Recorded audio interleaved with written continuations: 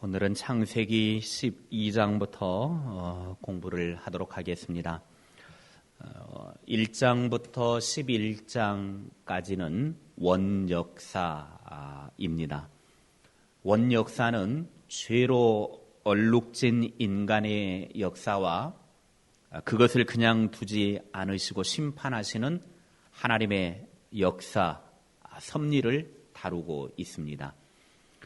심판 후에는 하나님의 구원 은총이 그때마다 주어졌지만 하나님을 떠난 그들의 삶에는 근본적인 변화가 없었습니다. 중요한 것은 근본적인 변화가 있어야 되는데 심판을 하고 나면 그때만 조금 이렇게 하나님 앞에 돌아서는 것처럼 보이다가 또 돌아서면 똑같이 근본이 변화되지 않는 어떤 그런 삶의 모습을 반복적으로 보여주고 있는 것이죠. 하나님을 떠난 인간의 삶에는 언제나 이 근본적인 변화가 일어나지가 않습니다.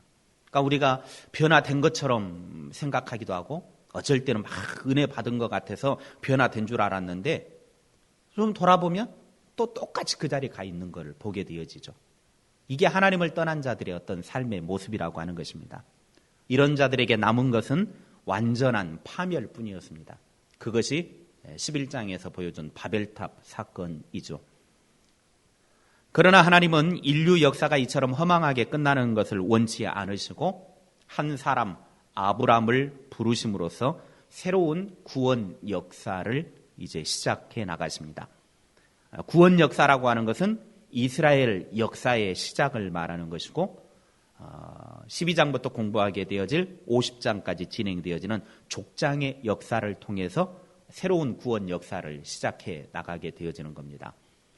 나누어드린 주보 유인물을 참고를 하시면서 오늘 이제 공부를 진행을 할 것이고 노트를 조금 하나씩 준비를 하셔서 조금 여러분들이 메모할 건 조금 메모해 나가시면서 수요일에는 성경 공부를 좀 하시는 것이 여러분들에게 큰 유익이 될 것입니다. 지난주에도 미리 말씀을 드렸지만 그냥 오시는 것보다 미리 주보에 유인물이 나가니까 한번 쭉 읽어보고 좀 답도 적고 그렇게 해서 오셔야만 여러분들이 이 시간에 조금 더 깊이 있게 이해가 되어지고 또 제가 이렇게 이야기를 할 때에 쉽게 다가옵니다. 그냥 있다가 오시지 마시고 다들 바쁘시겠지만 그래도 2장, 3장 정도는 한 7분 정도면 읽습니다.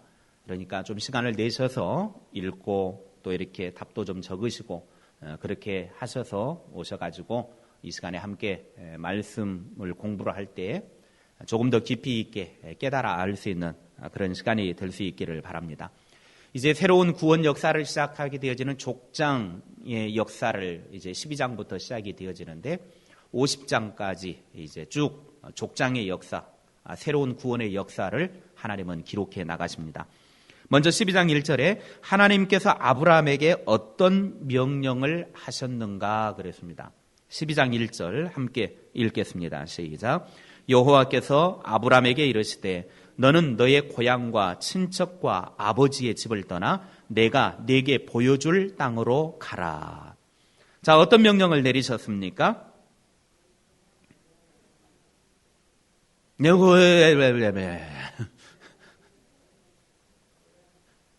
고향, 친척, 아버지의 집을 떠나라. 이 12장은 아브라함을 부르시는 하나님의 음성입니다. 아브라함을 부르시는 하나님. 하나님의 부르심을 받은 아브라함은 떠나야 돼요. 고향, 친척, 아버지 집. 고향, 친척, 아버지 집이라고 하는 것은 지금까지 아브라함이 누리고 있던 기득권을 이야기합니다. 네가 지금까지 누리고 있던 이 기득권, 특별히 고향, 하란인 이 고향은 상징하는 것이 있습니다. 네가 지금까지 누리고 있던 풍요와 번영으로부터 떠나라. 네가 안정되게 여겼던 이 삶으로부터 떠나라. 그리고 여호수아 24장 2절의 표현에 의하면 이 고향 하란은 우상 숭배의 장소였습니다. 그의 아버지는 우상을 만들어서 파는 장사꾼이었습니다. 그러니 지금 하나님이 너의 고향 이 하란을 떠나라, 이 말씀의 의미는 네가 지금까지 안정된 삶을 살고 있고 부요와 번영된 삶을 누리고 있고 우상을 숭배하고 있는 이곳으로부터 떠나라. 그런데 다짜고짜 하나님이라고 하는 분이 나타나가지고 떠나라 그랬을 때 이 떠나는 것이 절대로 쉬운 일이 아닙니다. 왜냐하면 그 당시에는 시족 중심으로 사는 삶이기 때문에 그 시족에서 혼자 떨어져 나간다. 이건 죽음을 맞이하는 것과 같습니다. 어찌됐든 혈연이 함께 움직이면서 서로가 힘이 되고 세력이 되어야 서로가 울타리가 되어지고 보호막이 되어지는데 혼자 뚝 떨어져 나간다. 이거는 상상할 수 없는 일입니다. 그런데 하나님은 떠나라는 거죠. 하란이라고 하는 그 고향으로부터, 아버지로부터, 친척으로부터 떠나라.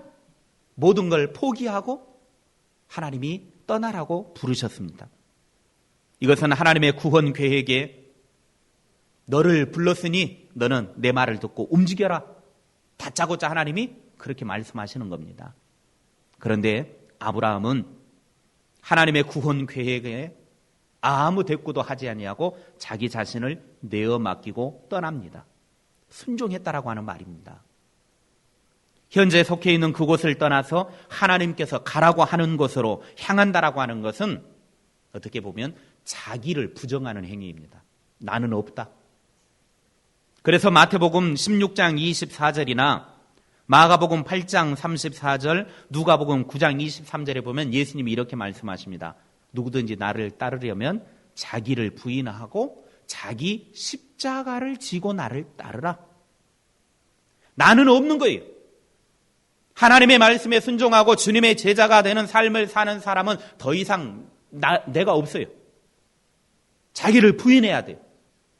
내가 져야 될 십자가를 짊어지고 가는 것입니다.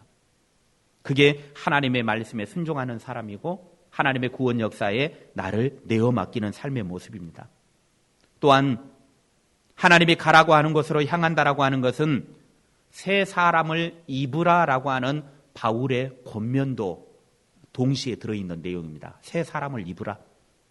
에베소서 4장 22절부터 24절에 보면 너희는 유혹의 욕심을 따라 썩어져가는 구습을 따르는 옛사람을 벗어버리고 오직 너희의 심령이 새롭게 되어 하나님을 따라 의와 진리의 거룩함으로 지으심을 받은 새 사람을 입으라. 우리가 하나님이 원하시는 방향을 향하여 간다라고 하는 것, 나를 부정하는 것이고 하나님 안에서 새 사람을 지음받는, 새 사람으로 지음받는 것입니다. 그러면 하나님이 고향과 친척과 아버지의 집을 떠나 가라라고 그랬는데 그 가야 될 목적지가 어디입니까? 1절 말씀에 보면 목적지가 나옵니까? 안 나옵니까? 안 나옵니다. 내가 네게 보여줄 땅으로 가라. 보여줬어요? 안 보여줬어요? 안 보여줬어요. 예를 들어서 우리에게 불러가지고 야, 너 저기 비하로 가라. 아니면 저기 약수리로 가라. 광주로 가라. 이렇게 딱 가야 할 목적지를 정해주면 얼마나 좋겠습니까? 그런데 하나님이 아브라함을 불러놓고 하시는 명령이 떠나라 그러면서 목적지도 알려주지 않아요. 어디로 가야 할지 모릅니다. 목적지를 알 수가 없습니다. 그런데 아브라함에게 하나님이 가라고 명령하셨을 때 이곳은 아브라함은 알지 못하고 하나님만 알고 계시는 미지의 장소이지만 그 땅은 가나안 땅입니다.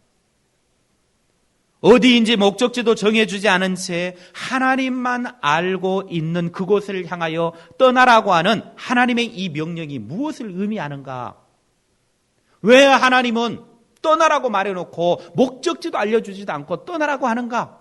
두 가지 의미가 있습니다. 하나는 하나님의 약속의 땅에 들어가기 위해서는 아브라함 자신이 현재 누리고 있는 만족과 기쁨과 행복을 주는 모든 기득권을 포기해야만 한다라고 하는 것이고, 또 다른 하나는 믿고 따르는 순종이 있어야 된다라고 하는 겁니다. 믿고 따르는 순종. 하나님이 떠나라. 장소도 안 가르쳐주고 떠나라. 이게 바로 모든 기득권을 포기하고 믿음을 가지고 순종해봐라. 지금 그걸 요구하고 계시는 겁니다. 그런데 아브라함은 하나님께서 요구하시는 요구 조건을 충족시킵니다.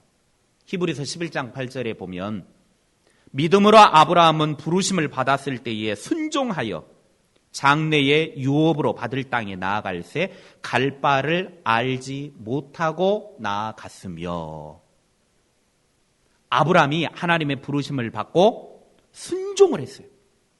그런데 순종을 하는데 어디로 가야 할지를 알 바를 모르고 갔다라는 거예요.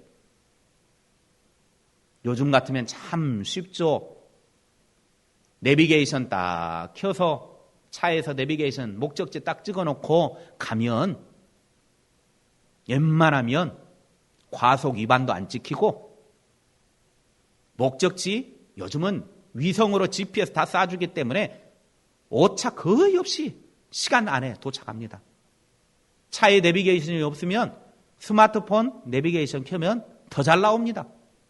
더 잘 가르쳐줘요.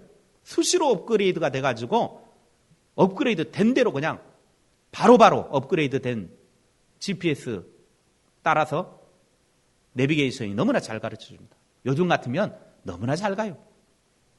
그런데 그 옛날에는 내비게이션이 있는 것도 아니고 뭐 GPS가 발달된 것도 아니고, 그리고 문제는 목적지가 어딘지도 모르고 하나님의 가라고 할 때 알 바를 모르지만 하나님의 말씀에 순종하여 발걸음을 움직였다라고 하는 겁니다. 이걸 무엇 이야기를 하느냐? 아브라함은 하나님의 부르심에 기득권도 포기하고 하나님을 믿는 순종이 있었다라고 하는 것입니다. 그런데 놀라운 사실은 하나님의 부르심에 순종하여 믿음으로 발걸음을 움직였더니 가는 곳곳마다 하나님이 그 걸음을 인도해 주셨는데, 마침내 믿음의 순종을 통해서 걸어갔던 그 발걸음의 종착지, 하나님이 인도할 곳이 가나안 땅이었다라고 하는 것입니다. 그러니까 순종을 통해서 믿음으로 나아가는 발걸음은 하나님이 목적지는 모르지만 그 걸음을, 믿음의 순종에 따르는 발걸음은 하나님이 인도해 주신다라는 거예요. 우리가 하나님이 나를 부르시고 떠나라 그러면 어디로 갈까요? 목적지나 가르쳐 주시오. 그러면 참 쉽잖아요. 그런데 이런 사람들은 대부분 믿음이 없습니다. 가르쳐줘도 이 핑계 저 핑계 대고 안 갑니다. 그런데 아브라함 같은 사람은 목적지도 안 가르쳐줘요. 그럼에도 불구하고 믿음을 가지고 있으니까, 하나님의 말씀에 순종할 의지를 가지고 있으니까 떠나라 그러니까 그냥 다 훌훌 털고 떠나는 거예요. 일단 내게 있는 기득권을 포기하면서 떠난다라고 하는 것 쉬울까요? 집을 내두고 떠나라. 어떻게 내가 그 집 사느라고 내가 얼마나 고생했는데, 그 돈이 얼만데. 가족들 다 버리고 떠나라. 어떻게 가족을 네 남편, 네 아내 버리고 떠나라. 네 자식들 버리고 떠나라. 우리는 잘 못 떠나요. 쉽지가 않아요. 목적지도 몰라요. 근데 떠나라. 이게 쉬울 것 같지만, 남의 이야기니까 쉬운 것처럼 보이지만, 내가 아브라함 입장이라고 하면 결코 쉬운 일이 아닙니다. 결코 쉬운 일이 아니에요. 저도 한번 생각해 봤어요. 이 말씀을 준비하다가 내가 아브라함이라면 어땠을까? 그런데 아무리 생각해 봐도요, 하나님이 직접 나에게 그냥 또 뭐 떠나라 뭐 그러시면 또 이제 그때는 틀리겠지만 일단은 내가 아무리 생각해봐도 떠나는 게 그게 쉬운 일이 아닌 것 같아요. 쉬운 일이 아니에요. 그러나 아브라함은 하나님을 신뢰하는 믿음, 순종이 있었기 때문에 아무것도 재지 않고 그냥 하나님의 말씀을 따라서 정처 없이 발걸음을 내딛습니다. 그냥 무조건 떠납니다. 놀라운 사실은 하나님을 믿고 발걸음을 옮길 때 그 발걸음 가는 걸음 자욱자욱마다 하나님이 그 길을 인도하셔서 하나님이 약속한 땅으로 이끌어 가시더라는 것입니다. 이게 믿음에 따른 순종이 보여주는 기적입니다. 아브라함이 이렇게 하나님을 믿고 나아갔습니다. 로마서 4장 3절에 성경이 무엇을 말하느냐? 아브라함이 하나님을 믿음에 그것이 그에게 의로 여겨진 바 되었느니라. 성경이 아브라함에 대해서 말하기를 아브라함은 어디로 가야 할지 알지 모르지만 하나님이 떠나라 그러니까 하나님을 믿고 떠났다. 그랬더니 하나님이 그를 의로운 사람으로 여겨줬다는 겁니다. 그래서 성경에서 아브라함을 말할 때 믿음의 조상이다 그렇게 말하는 거예요. 괜히 믿음의 조상이라고 말하는 게 아니에요.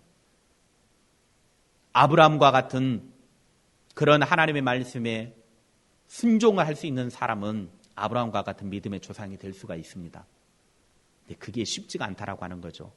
조상이라고 하는 게 아무에게나 붙여지는 게 아니잖아요. 이것은 믿음의 길로 들어서서 하나님의 부르심 가운데 사는 사람은 세속적인 가치를 버리고 오직 하나님만 신뢰하며 살아야 한다라고 하는 것을 우리들에게 말씀해 주고 있습니다. 오늘날에도 약속의 땅인 천국에 들어가기 위해서는 우리가 가장 아끼고 또 사랑하는 것을 버릴 각오를 해야 합니다. 내가 아끼는 그것, 내가 정말 소중하게 여기는 그것, 사랑하는 그것, 그걸 버릴 각오가 되어지지 않으면 하나님이 약속하신 곳에 가기가 쉽지가 않습니다. 이것 때문에 걸림돌이 돼서 결국은 하나님의 약속한 곳에 다다르지 못하고 넘어지고 실패하고 그것이 걸림돌이 되어져서 하나님의 약속의 땅에 이르지 못하게 되어지는 그런 우리에게 크나큰 도구가 되어버리고 말 것입니다. 누가복음 14장 33절에 말씀하십니다. 이와 같이 너희 중에 누구든지 자기의 모든 소유를 버리지 아니하면 능히 내 제자가 되지 못하리라. 누가복음 18장 29절 30절에도 이르시되 내가 진실로 너희에게 이르노니 하나님의 나라를 위하여 집이나 아내나 형제나 부모나 자녀를 버린 자는 현세에 여러 배를 받고 내세에 영생을 받지 못할 자가 없느니라. 하나님의 사람들은 하나님의 말씀에 무조건 순종이어야 합니다. 무조건 순종해야 돼요. 하나님은 무조건 순종만 요구하십니다. 어디로 가야 될지 모르지만 발걸음을 옮기는 아브라함의 행위는 하나님을 절대적으로 의지하는 강한 신앙의 결단에서 나온 것입니다.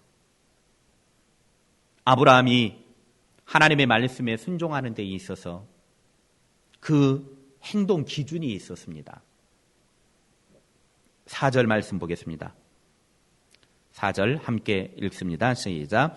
이에 아브라함이 여호와의 말씀을 따라갔고 롯도 그와 함께 갔으며 아브라함이 하란을 떠날 때에 75세였더라. 아브라함이 하나님의 말씀에 순종하는데 행동 기준이 뭐였습니까? 하나님의 말씀, 여호와의 말씀을 따라갔고 아브라함이 하나님의 말씀을 자기 행동의 절대 기준으로 삼았습니다. 자기가 지금 행동하는 이 행동의 기준은 하나님의 말씀이었습니다. 말씀의 권위를 존중했다라고 하는 거예요. 우리들의 행동에 있어서 기준, 내가 행동하는 이 행동의 기준은 하나님의 말씀이어야 합니다. 하나님의 말씀이 기준이 되지 않으면 자꾸 흔들립니다. 하나님께서 뭐라고 말씀하시는가에 따라서 우리의 행동이 결정되어야만 합니다. 그래서 참된 신앙을 가진 사람은 하나님의 말씀을 늘 존중히 여깁니다. 하나님의 말씀을 존중히 여길 줄 알아요. 이사야 66장 2절에 나 여호와가 말하노라 내 손이 이 모든 것을 지었으므로 그들이 생겼느니라. 물은 마음이 가난하고 심령에 통회하며 내 말을 듣고 떠는 자 그 사람은 내가 돌보려니와. 여기 이사야 66장 2절에서 내 말을 듣고 떠는 자 그 사람은 내가 돌본다. 여기에 떠는 자라고 하는 이 떤다라고 하는 단어가 경외한다, 존경한다라는 뜻입니다. 하나님의 말을 경외하는 자, 하나님의 말을 존경하는 자, 하나님의 말씀을 듣고 그렇게 존경하는 사람을 하나님께서 사랑해 주신다라는 것입니다. 하나님의 사랑받고 싶습니까? 그러면 하나님의 말씀을 존중히 여기십시오. 하나님의 말씀을 경외하십시오. 그러면 하나님이 사랑해 주십니다. 순종하여 떠나는 아브라함에게 하나님께서 이제 약속을 해 주십니다. 아브라함이 기득권을 포기하고 어디로 가야 될지 모르는 정처 없는 발걸음을 내디뎌야 되는데 하나님이 그렇게 떠날 때 아브라함에게 보상을 주시겠다고 말씀하십니다. 어떤 보상을 주시겠다고 약속합니까? 창세기 12장 2절 3절입니다. 함께 읽습니다. 시작. 내가 너로 큰 민족을 이루고 네게 복을 주어 네 이름을 창대하게 하리니 너는 복이 될지라. 너를 축복하는 자에게는 내가 복을 내리고 너를 저주하는 자에게는 내가 저주하리니 땅의 모든 족속이 너로 말미암아 복을 얻을 것이라 하신지라. 아멘. 크게 네 가지 약속을 하나님이 해주십니다. 첫째는 큰 민족을 이루는 축복입니다. 내가 너로 큰 민족을 이루고.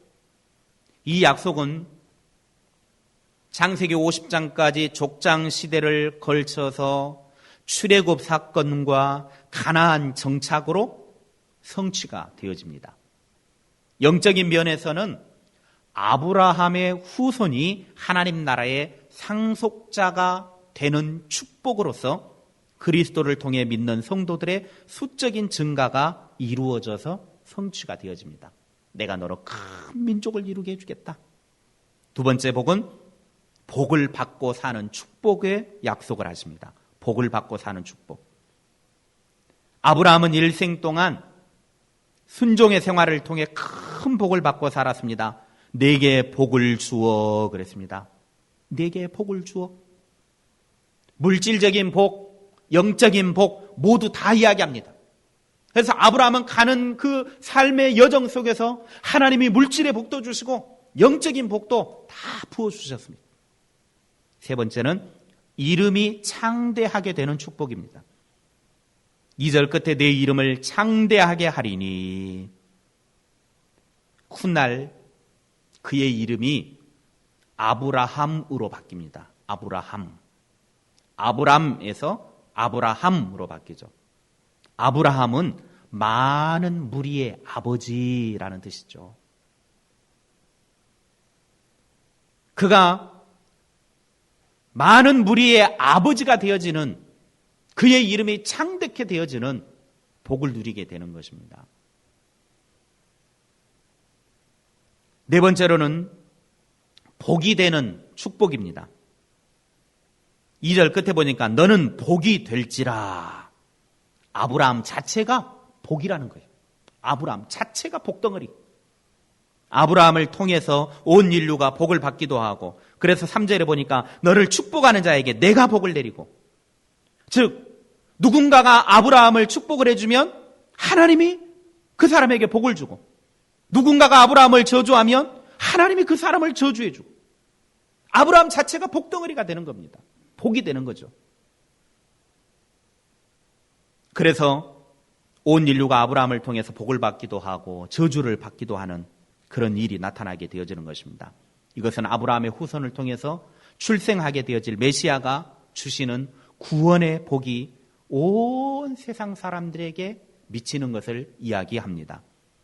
그래서 갈라디아서 3장 16절의 말씀에 보면 이 약속들은 아브라함과 그 자손에게 말씀하신 것인데 여럿을 가리켜 그 자손들이라 하지 아니하시고 오직 한 사람을 가리켜 네 자손이라 하셨으니 곧 그리스도라. 아브라함은 상징성을 통해서 구약의 아브라함이 보여준 모습이 신약에는 예수 그리스도를 상징적으로 매칭시키고 있다고 하는 겁니다.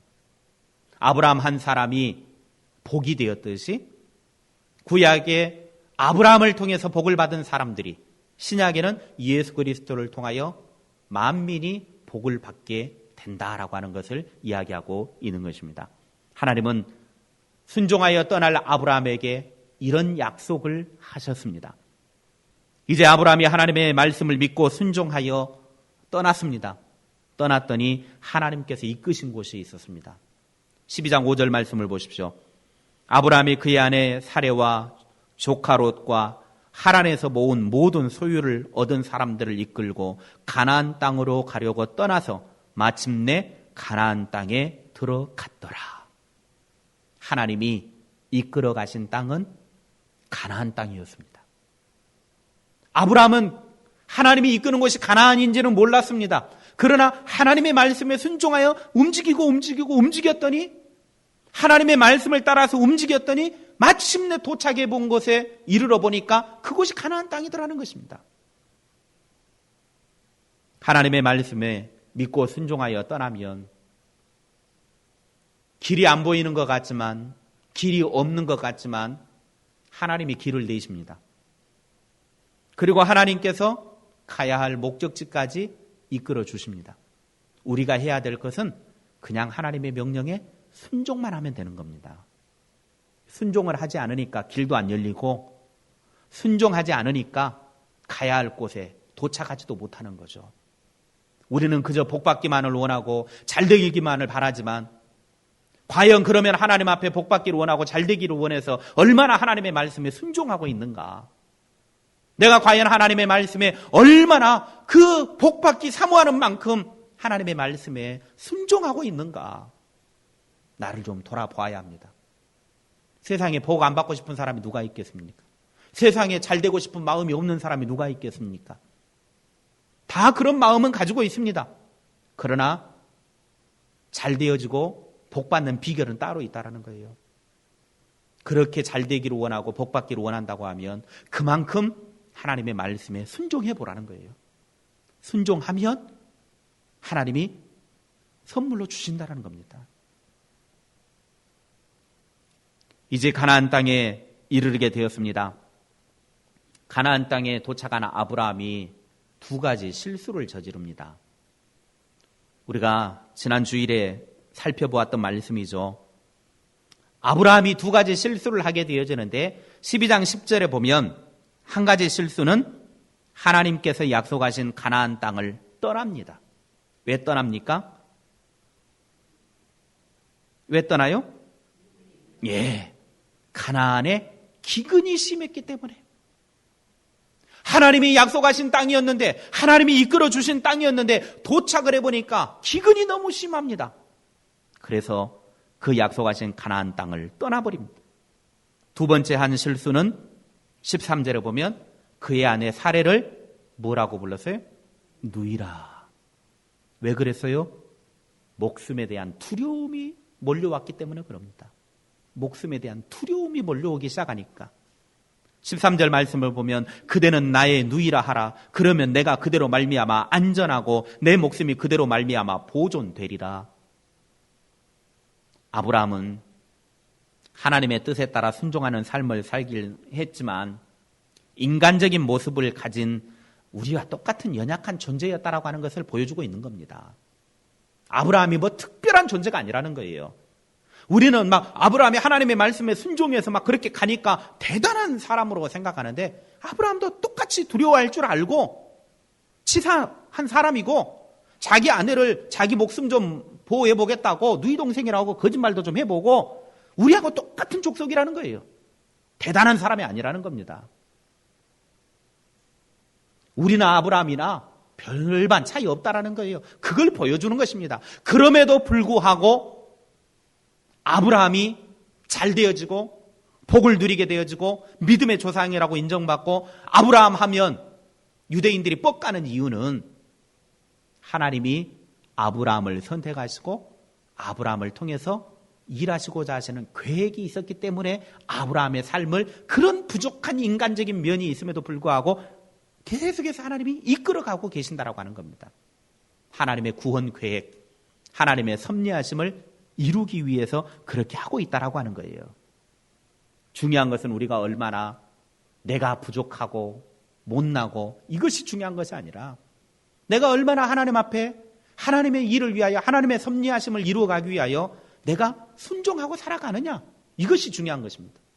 그러니까 아브라함이나 우리나 똑같이 부족하고 똑같이 두려워할 줄 알고 거짓말도 칠 줄 알고 지극히 인간적인 모습 가지고 있어요. 그럼에도 불구하고 아브라함이 귀하게 쓰임받은 것은 하나님의 뜻을 이루어가기 위해서 순종하는 삶을 사니까 그렇게 하나님이 아브라함을 통해서 일하시더라고 하는 것입니다. 우리가 얼마나 하나님 앞에 순종하며 살아가는가, 하나님의 섭리하심을 이루기 위해서 내가 얼마나 그렇게 하나님의 그 섭리를 믿고 순종하고 나아가고 있는가, 그것이 중요한 것입니다. 13장 2절에 보면 이제 아브라함과 롯의 다툼이 생기게 되어집니다. 가나안 땅에서 기근이 심하여 애굽으로 이주를 하고 애굽으로 이주하여서 그곳에서 그의 아내를 누이 동생이라고 했다가 바로 왕이 그 아내를 이쁘다 보니까 취해다가 그날 하나님이 개입하셔가지고 내 이놈 너 죽어, 그러니까 아 뜨거라 해가지고 그냥 바로가 내보내주잖아요. 그러면서 양과 소와 낙타와 종과 재물을 조금 줘서 보내줍니다. 그리고 그 재물을 가지고 다시 이제 보면 가나안 땅으로 돌아옵니다. 13장 2절에 아브라함에게 가축과 은과 금이 풍부하였더라. 애굽에서 우여곡절을 겪고 난 다음에 하나님의 도우심으로 안전하게 보호받고 이제 다시 애굽에서 가나안으로 돌아옵니다. 그런데 애굽에서 이렇게 은금 폐물을 보상으로 받아가지고 재산을 받아가지고 돌아왔는데 아브라함이 함께 동행했던 조카 롯 그리고 아브라함, 이게 움직일 때마다 하나님이 복을 주시니까 재산이 증식이 되기 시작합니다. 그 당시에 재산은 뭐 돈도 돈이겠지만은 주로 보여지는 게 짐승을 통해서 재산이 표현되는 겁니다. 짐승이 점점 많아지는 거예요. 그리고 짐승이 많아지다 보니까 이 짐승을 관리하기 위해서 종들을 많이 쓰게 되어지고, 그러다 보니까 아브라함도 재산이 많아지고 조카 롯도 재산도 많아지고, 그러다 보니까 이 둘이 함께 머물기가 가나안 땅이 너무나 비좁게 된 것입니다. 그래서 이제 둘이 거할 땅이 좁아지니까 다툼이 발생하기 시작하죠. 은과 금이 풍부하였더라. 결국은 돈이 많은 것 때문에 둘 사이에 갈등이 생기기 시작하고 심지어는 종들끼리 싸움이 발생하면서 이 땅이 네 땅이다, 내 땅이다. 우리 양이 먹어야 된다, 네 양이 먹어야 된다. 우리 말이 먹어야 된다, 네 말이 먹어야 된다 하면서 이제 막 치고받고 싸우는 것입니다. 하란을 떠날 때 12장 4절에 보면 초라하게 떠났습니다. 은금 폐물 막 의리번쩍하지 않았습니다. 아주 초라한 모습으로 그냥 떠나 나왔습니다. 모든 기득권을 포기하고 떠나 나왔습니다. 그런데 점점 하나님의 약속하신 가나안 땅을 향하여 나아갔을 때 하나님이 재물을 많게 해주셨습니다. 이 물질적인 부요함이 결국은 가족 간의 불화의 원인이 되고 맙니다. 물질의 풍족함이 가족 사이에서 싸움의 원인이 되어버렸습니다. 물질이 많은 것은 절대 죄가 아닙니다. 물질이 많은 것이 죄가 아니라 물질이 많은 것은 절대로 나쁜 것이 아니지만 물질에 빠져 사는 것이 죄입니다. 그래서 디모데전서 6장 10절에 보면 돈을 사랑함이 일만 악의 뿌리가 되나니 이것을 탐내는 자들은 미혹을 받아 믿음에서 떠나 많은 근심으로써 자기를 찔렀도다 그럽니다. 돈 자체가 죄악시 된다거나 돈이 많은 것이 문제가 아니라 그 돈에 사로잡히고 돈을 너무너무 사랑하는 것, 이것이 바로 온갖 죄의 길로 빠지는 첫걸음입니다. 돈을 사랑하여서 하나님을 떠나버린 탓으로 결국에는 극심한 고통을 당하는 사람들도 있습니다. 절대 돈 많은 것은 악이 아닙니다. 그러나 그 돈을 너무 사랑해서 돈에 빠지는 것은 죄악의 구렁텅이에 빠져가는 첫걸음이라고 하는 것입니다. 여러분들이 돈 많이 가지시기를 바랍니다. 그런데 그걸 잘 활용할 줄 알아야 돼요. 왜 로또 복권 이런 거 당첨된 사람들이 다 패가망신합니까? 갑작스럽게 돈이 많아지니까 이 돈을 어떻게 쓸지 몰라가지고 다 우리나라 같은 경우도 뒷조사해 보니까 대부분의 복권에 당첨된 사람들이 다 패가망신했습니다. 이혼하고 가정 다 깨져버리고 다 풍지박산 났어요. 왜 그래요? 돈을 관리할 줄 모르는 사람이, 돈을 어떻게 써야 될지 모르는 사람이 갑작스럽게 돈이 많아지니까 그냥 막 흥청망청 막 아무렇게나 써버리고 그냥 해버리니까 결국은 다 망가져버리고 말더라는 거예요. 돈을 많이 갖되 그 돈을 지혜롭게 잘 활용할 수 있어야 그 돈이 제대로 된 돈이 되는 것입니다. 물질을 너무 사랑한다거나 물질 때문에 신앙을 버리는 일은 그 많은 물질이 죄이고 결국은 나쁜 것이 되어버리고 맙니다. 아브라함과 롯의 목자들 간의 분쟁은 결국은 둘이 분가를 가져오게 되어집니다. 둘이 이제 더 이상 함께할 수 없다. 나뉘게 되어지죠.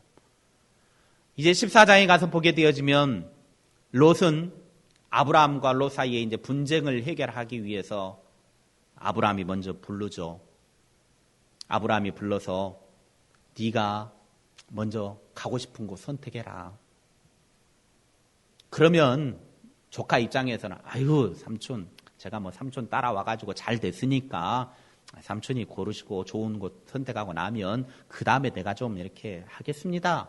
보통 인간적인 면이 좀 그런 모습이 있어야 되는데 알았어요 삼촌 하고 그냥 꽃감 따먹듯이 그냥 확 그냥 좋은 곳 다 선택을 하죠.